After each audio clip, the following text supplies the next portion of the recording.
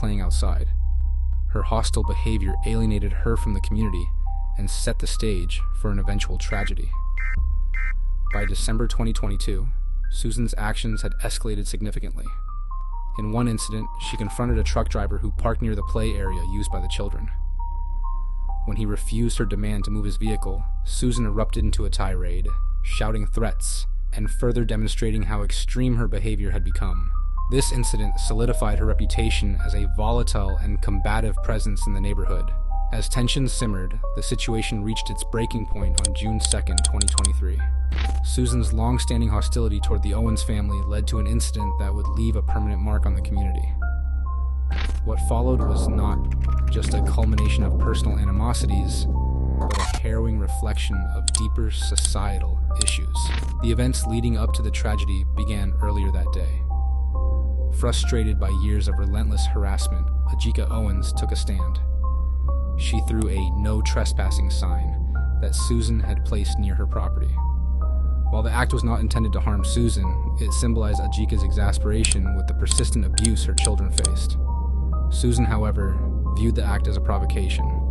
For years, she had targeted the Owens children, often accusing them of trespassing in the community yard, despite repeated clarifications from the landlord that the space was for everyone's use. Refusing to abide by this understanding, Susan escalated matters further. Believing, or at least claiming to believe, that the children posed a threat to her safety, Susan had recently purchased a Remington RM 380 handgun. Her perception of danger was deeply rooted in her antagonistic mindset. On the evening of June 2nd, she called 911 at 8:54 p.m. to report the Owens children for trespassing yet again. But the situation took a darker turn when Susan hurled rollerblades at the children, injuring one of them and directing racial slurs their way. 911 was the address for the emergency. Oh my God, this lady just tried to break down my door. I shot through the door. Oh my God. Okay, repeat that address for me to make sure I have it correct. Terrified and injured, the children ran to their mother. Ajika, outraged by the attack on her kids, went to Susan's house to demand answers. She banged on the door, her voice filled with frustration and anger, as she confronted the woman who had made her family's life miserable. At 9:01 p.m., just moments after her 911 call ended, Susan retrieved her handgun from a trash bin inside her home and fired a single shot through the closed door. The bullet struck Ajika in the chest, ending her life. When deputies arrived at the scene at 9:08 p.m., they found Ajika Owens gravely injured.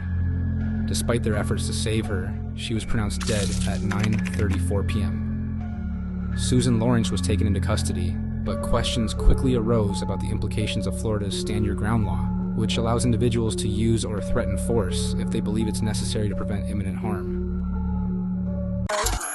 You're not under arrest, you're being detained. Okay, I understand. Come over here. Oh, wait, please don't lose the door. I have two cats inside. Hold I don't on. want the cats to run out. The Stand Your Ground law has long been controversial, as it provides a potential defense for individuals who claim self-defense in violent situations. Susan appeared poised to exploit this legal protection, portraying herself as a fearful homeowner defending her safety. However, the evidence painted a different picture, one of a hostile and aggressive neighbor whose actions were far from justifiable. 20 to 30 seconds? Yeah. And then did she start yelling again first, or was there more banging? It was banging, it was yelling. I thought she was just going to break down the door. Okay. So, I mean, my heart was pounding, and I was like, she's really going to kill me. Okay, That's so all I felt. when she first came up and where were you when she started the beating? I was the in the very first bathroom. time? You were in the bathroom Yeah. when she started beating? Yeah. And did you come to the door? Well, I was approaching the door, and then she started screaming, and I knew who it was. Okay. I said, that's it, I'm not opening this door. Okay. And because I figured if she came in, she would just absolutely, pound me into the ground. All right, and then when it became silent, after that first round of beating on your door, where were you at then? Did you go? I think I went to wash my hands, honestly. Okay. Because I didn't know who was at the door, and I wanted to know, and then I was like, Okay. so I went back and washed my hands. Okay. So that's during the time where it was kind of quiet, and Yes. you thought that maybe she went away. Mm-hmm. Okay. And when the banging and the yelling started again, where were you at then? I think I was in the kitchen. Okay. All right. And then what happened? And then she just kept banging and yelling, I'm like, you need to leave, you're trespassing, get off my porch, get out of here, I'm not talking to you, leave. Detectives launched a thorough investigation into the events surrounding the shooting. Their goal was not only to gather evidence, but also to dismantle Susan's self-defense claims. During questioning, they employed a strategic approach, posing seemingly simple but pointed questions designed to expose inconsistencies in her account. Susan, confident in her ability to manipulate the narrative, recounted the events of that night in a manner that aligned with the Stand Your Ground law.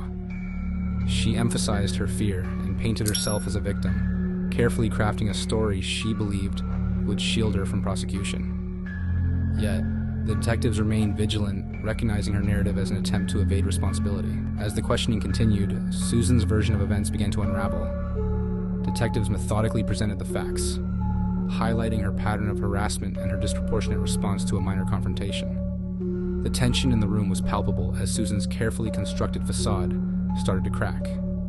Her insistence on portraying herself as the victim clashed with the overwhelming evidence of her aggression. So, Susan, we've talked enough that I've come to a conclusion here. Are you the Susan that has done research on Stand Your Ground and has planned for this to happen? Was planning for this to happen? There's a spectrum here. Is this the Susan over here, and then there's also could be a Susan over here that was, I have a gun in the house.